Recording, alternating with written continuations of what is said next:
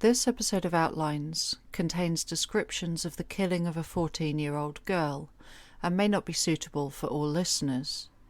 As always, discretion is advised. In the middle of Berkshire, close to Wokingham, and nestled between the villages of Crowthorne and Finchampstead, there stands a bungalow called Diligence on a road named Hollybush Ride.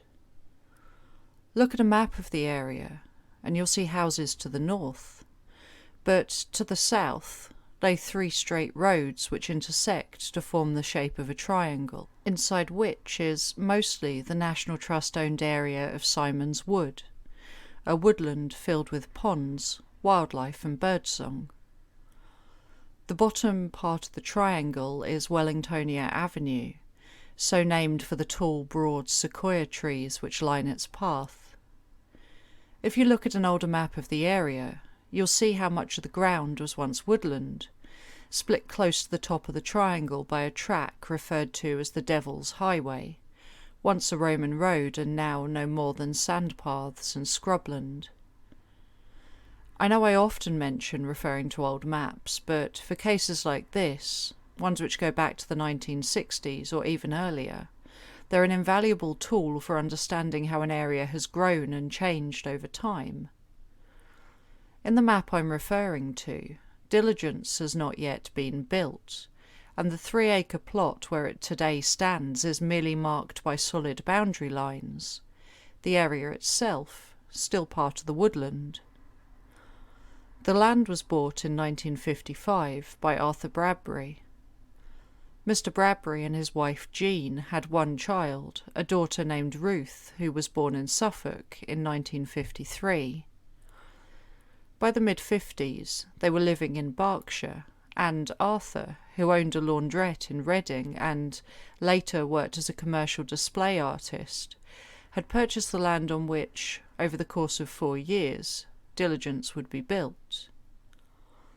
The family were active members of the local community, and in the 60s Mr. Bradbury was the chairman and producer of the Wokingham Players Amateur Dramatics Group, an interest he'd discovered while a prisoner of war in a merchant navy camp. Jean Bradbury was stage manager and liaison officer between the Wokingham young players and the main group. By 1967, when today's case occurred, 14-year-old Ruth had already been a member of the young players since its formation 3 years prior. Given her parents' love of theatre, it was no surprise that Ruth was following in their footsteps, and, despite being known as something of a solitary girl, one who loved to take long walks alone in the woodland and spend time with her animals, she regularly appeared in the company's productions. Ruth was often described in reductionist terms as a pretty girl. She wore her blonde hair below her shoulders, usually in a ponytail, and was a bit above the average weight and height for her age bracket at around 5'6". Despite her stature, inside she was young for her age. Anne Clark, the secretary at Edgebarrow Secondary Modern in Crowthorne, where Ruth attended school, remembered her as a thoroughly nice child and very much a schoolgirl, saying, "She was not terribly grown up for her age as some girls of 14 are. Her passion was horses." While she sometimes talked to her friends about boyfriends, she never gave details, and when pressed for memories of her, neighbours recalled that she could most often be seen playing with her dog Susie, or, the new addition to the family, her pony, Tico, who could be found grazing in the field behind where Diligence stood. In the autumn of 1966, probably in preparation for Tico's arrival, Ruth had begun to take riding lessons, adding to the Saturday morning ballet classes she was attending, as well as her responsibilities in the Wokingham Young Players. The family, despite being relatively new to the area, had made their mark. You can find Arthur Bradbury's name scattered throughout local newspaper reports in the 60s as producer, writer, director and actor in multiple productions. Some were serious affairs like Arthur Miller's The Crucible, others including a couple of self-penned pantomimes, less so. Arthur Bradbury even had a hand in the naming of the Wokingham Players' permanent venue, Wokingham Theatre, a name which he told the Reading Evening Post in 1966 that, despite the company's amateur roots, I don't think this is pretentious, and his work for the Players, alongside that of his colleagues, should have been his legacy. Yet, on the 29th of March 1967, Ruth Bradbury was shot and killed while walking home to diligence through Simon's Woods. 3 years later, the Bradburys' bungalow was sold, and the family relocated to Cornwall. It's been 55 years now, and the identity of whoever killed Ruth, whether it be by accident or on purpose, remains unknown. I'm Jess Carter, and this is a bonus Patreon episode of the Outlines podcast.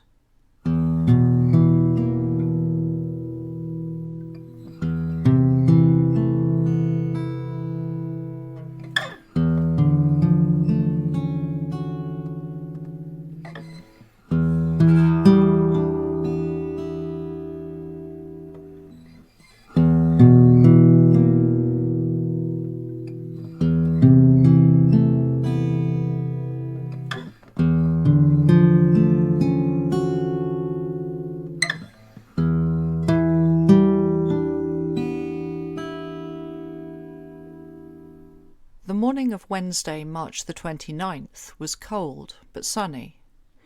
Neighbours remembered Ruth playing outside in the garden at around 9:30 a.m. and, after the family had eaten breakfast, her grandma, who was staying with the Bradburys, asked her to run an errand in nearby Crowthorne. When she set out, she was wearing African violet-coloured trousers, a sweater and a blue anorak. The walk was probably around half an hour along the roads to Duke's Ride, Crowthorne's main thoroughfare. When she got there, her first stop was W.H. Smith's, where she used her Easter holiday pocket money to buy what is referred to in the papers as a Julie Dressdoll book. The closest I can find for what the book actually was is one of those cardboard cut-out doll books with interchangeable clothing. But it appears as if the Julie books have been somewhat lost to time now. The woman who served her, Jennifer Robertson, described variously in articles as pretty or very pretty, remembered her, saying, "She spent a few minutes in the shop, and she was on her own. I remembered her particularly because it is unusual for a girl of her age to buy a Julie book." As well as W.H. Smith's, Ruth headed across the road to the grocer's. The woman who worked there, referred to only as the woman assistant, said, "She may have been in here, but I'm not sure. I seem to remember serving a shy, fair-haired girl, but we have so many people in here, I can't remember exactly." At around 10:30 that morning, Arthur Bradbury saw his daughter on Duke's Ride, carrying a shopping bag. He waved to her, and she waved back. At around 10:45, she was seen again by a couple of car mechanics as she began her walk home.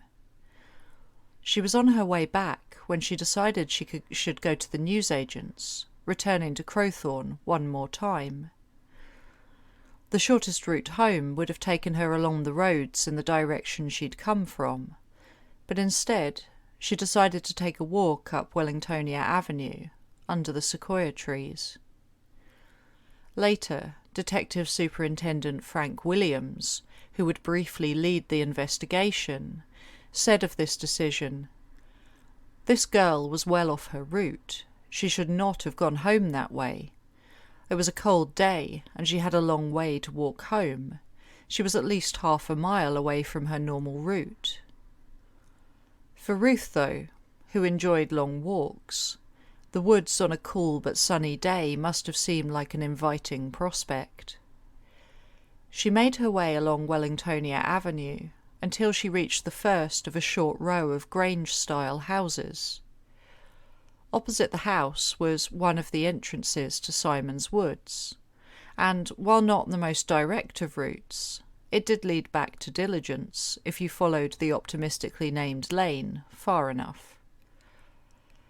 At around 12:50 that afternoon, a worker at the Sperry gyroscope factory at nearby Bracknell stopped in the woods, intending to eat his lunch.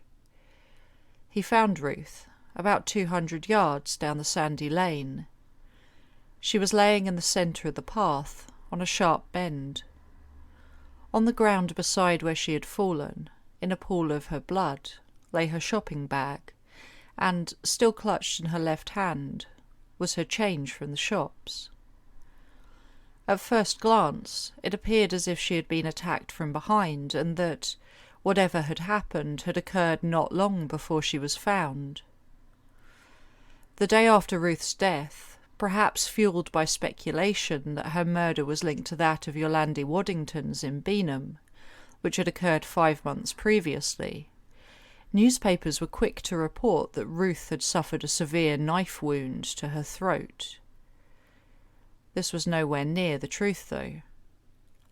At the top of her blue anorak, police found a bullet hole, and when her body was examined by Home Office pathologist Dr. Keith Mant, he discovered that in one shot, 72 shotgun pellets had embedded themselves into her skin.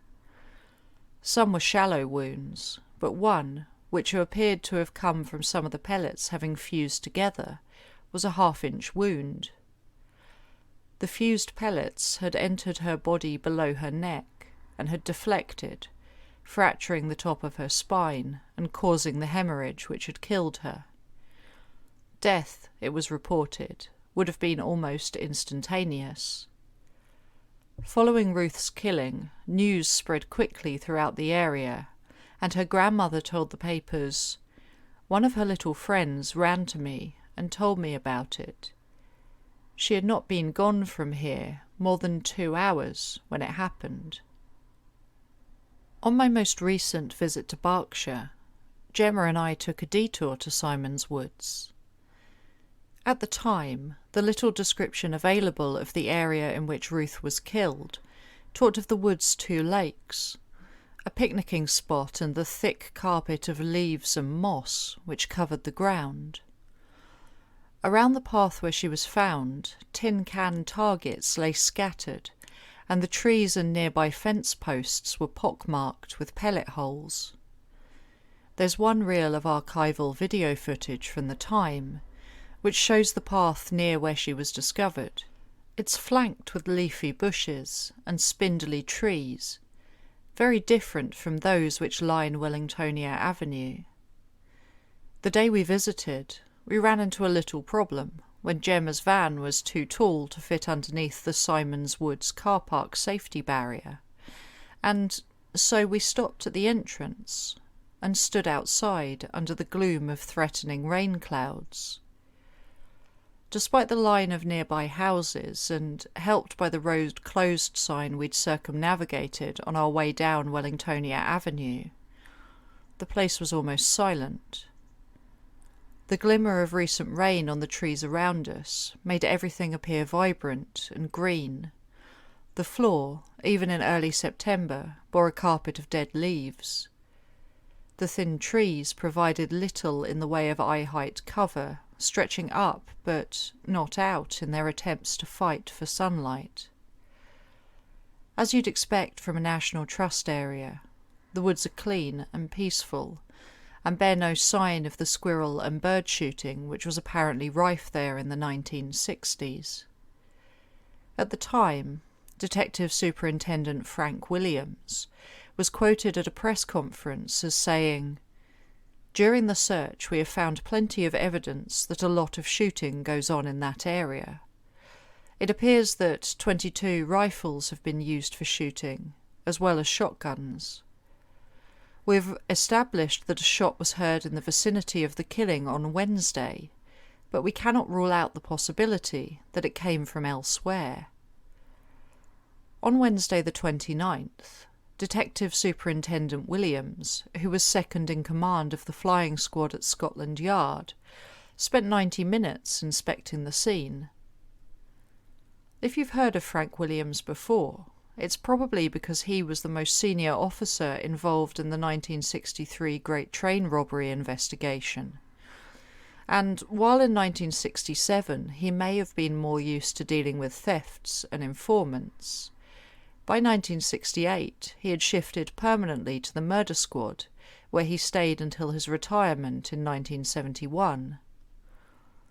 Alongside Frank Williams was Detective Sergeant Charles Boff, also of Scotland Yard, as well as a squad of police wearing wellies and carrying sticks, whose job it was to conduct an inch-by-inch search of the area, looking for any evidence they could find.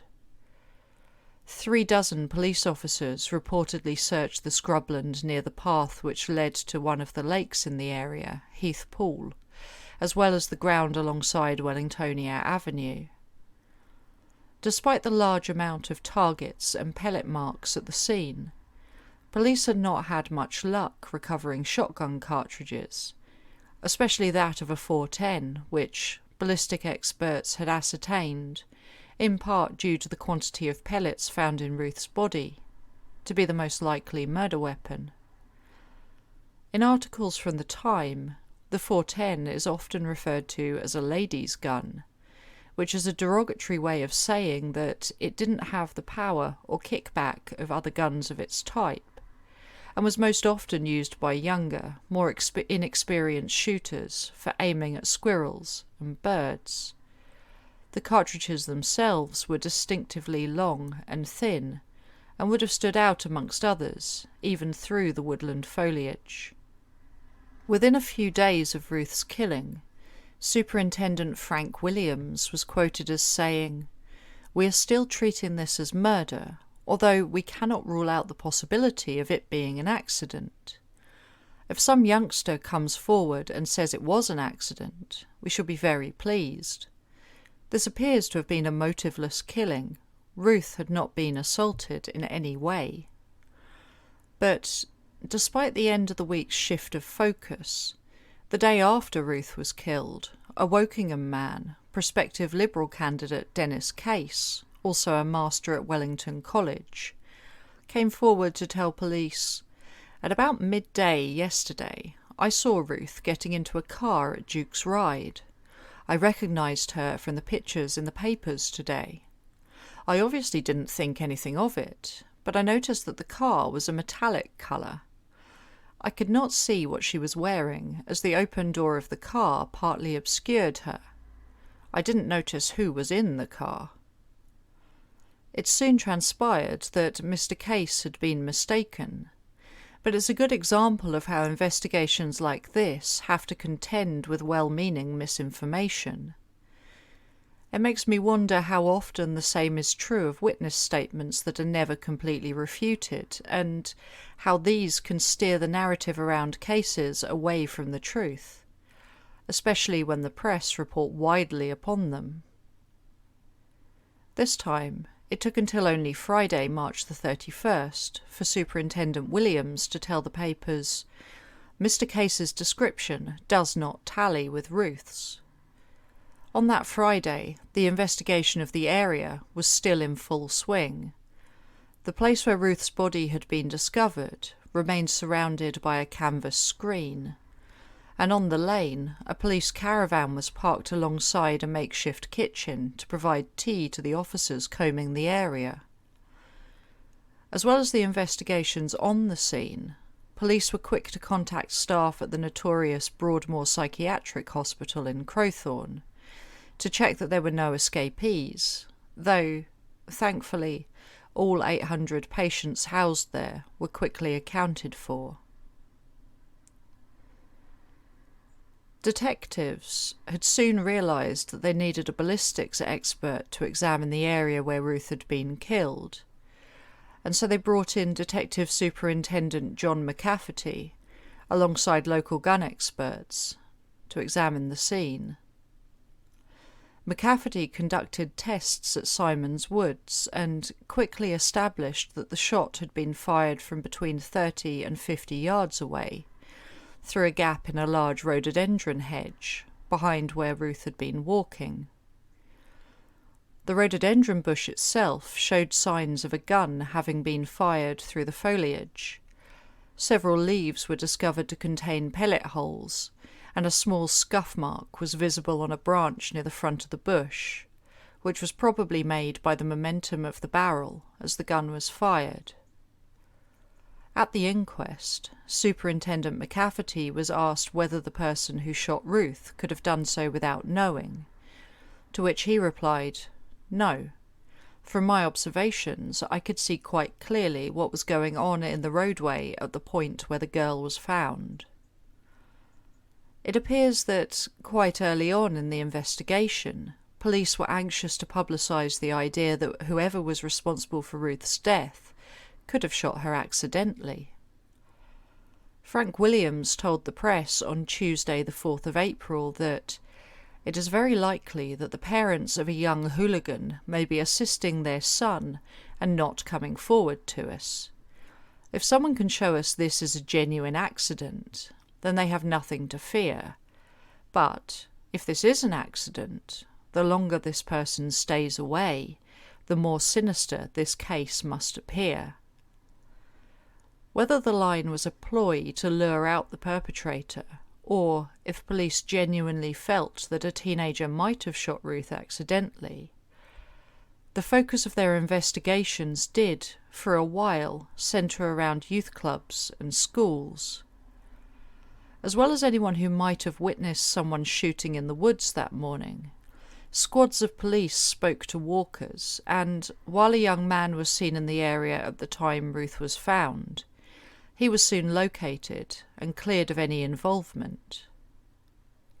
Several potential witnesses, all young, came forward and assisted detectives in building up a description of a van whose driver they wished to speak to. Unusually for these types of cases, the police were reticent to release details of the van, although Sergeant Boff explained their hesitancy by saying, "We are dealing with very young children, and their descriptions of this vehicle vary on certain details." More than 2 weeks after Ruth's death, a description was finally released. It was a small, plain, dark blue 5 CWT in relatively good condition.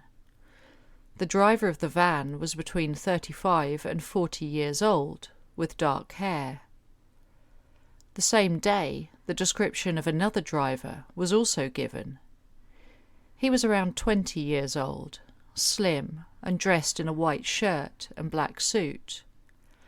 While he had not been seen since the day of the shooting, he had been placed in the area on multiple occasions prior to the 29th of March. The car he drove was an old black vehicle, medium to large in size, and was missing a rear bumper bar.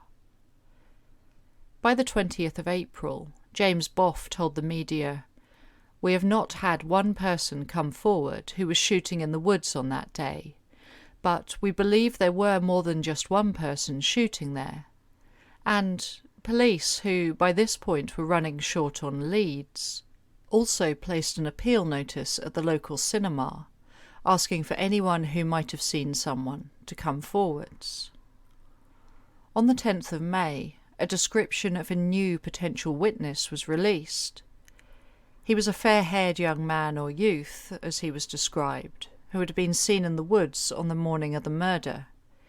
He was aged between 15 and 17, of average height, with fair hair which he wore long at the front in a swoop over the right side of his forehead. The boy wore a light-coloured wind cheater and long trousers, and was riding a racing cycle with drop handlebars. Despite the police's assertions that the investigation into Ruth's death was still very much being pursued, there was little else that could be established to help their inquiries. None of the people whose descriptions were publicly released to the press were ever identified, and though they did bring in a succession of young men to be interviewed at Bracknell Police Station throughout May of 1967, nothing new came of the inquiries. The problem was that police had no real motivation for the crime and were working purely on theory. When the inquest got underway in July of that year, The coroner, Mr. Brian Williams, told the jury that Ruth could have deliberately been shot by a maliciously minded person, though the official police line was still that a youth, whether through jest, accident, or malicious intent, had killed her and was now being shielded by their family, unwilling to come forward through fear of the consequences. Even the ballistics experts had been conflicted as to how the .410 shotgun could have caused her death. The gun itself was legal to purchase as long as you were over the age of 17 and the barrel was more than 24 inches long. Speaking to the press, Newbury gunsmith Horace Payne said, "Nowadays, boys can buy these guns when they like from mail-order firms. Often the guns have no name and are of poor quality. They have to pass a Home Office proof test, but this only tests the barrel and breech to make sure they do not blow up when fired. It does not try their mechanism, and on a cheap gun it can wear quickly." He added, "In the old days, when boys were taught to hunt by their fathers, they learned the safety rules of shooting. They knew birds should only be shot against the skyline, and rabbits should be shot down at. But this doesn't happen anymore." Once these cheaper guns were purchased, there were reportedly several well-known tricks to increase their firepower. One, an expert told the Reading Evening Post on the 1-year anniversary of Ruth's death, was by doctoring the cartridge and adding in a lead fishing weight. The lead weight, it was established, would provide the gun with 3 times the penetration power of an ordinary shot. Another involved the fusing together of pellets with wax, reportedly an old gamekeeper trick. This ball of pellets offered a similar increase in velocity to that of the lead weight. While the size of the hole made by the shot which killed Ruth backed up the theory that the pellets had somehow fused together, it couldn't be proved that this was a deliberate act, and not just a result of an old cartridge, which had gone unused for so long that the pellets had somehow meshed together of their own accord. Despite the evidence of shooting having taken place in Simon's Woods, and the massive ground search operation which took place, very few .410 cartridges were found, which led police to consider the possibility that whoever had fired the shot was saving money on cartridges by piecing together their own with inexpensive ingredients purchased from a gunsmith. This theory, unfortunately, lends itself to any of the possible scenarios for how a relatively low-power gun, used mainly for shooting birds and small animals, could have become a murder weapon. Regardless of how it happened, the sinister idea of a person armed with a gun lurking behind a rhododendron bush in the middle of woodland is one which is difficult to shake off. For the people of Crowthorne and the surrounding areas, what happened to Ruth spurred them on to write letters to their local MP asking for stricter gun control and more warning to be given to children on the dangers of using firearms. Mrs. Queenie Norries told the papers, "We want something done quickly, before another child dies. We continually hear the blasts of shotguns in the woods at the bottom of my garden. They are far too close for comfort. My dog Misky is terrified of the sound. Sooner or later, a stray bullet or cartridge is going to hit another child." It's worth adding that in 1968, controls for long-barreled shotguns, like the kind used to kill Ruth, were introduced. The new act meant that people looking to purchase or own a .410 and other similar guns would be required to possess a certificate issued on application by the police. For the Bradbury family, of course, these new laws were to come into effect a year too late. In the aftermath of their daughter's death, her parents had been too distraught to stay at Diligence, and within 3 years they had relocated to the southwest. There's a sadness that accompanies every case I cover on Outlines. I don't know if it's the way in which Ruth died, or how her parents were such active and vital parts of the community, or if it's a mixture of everything. But I feel the tragedy of Ruth's death strongly. It occurs to me that if it was a young person, and maybe the shooting was an accident, they're probably still out there somewhere, their secret long hidden. Maybe one day they'll feel compelled to own up to what they did, and finally be brave enough to lay this case to rest.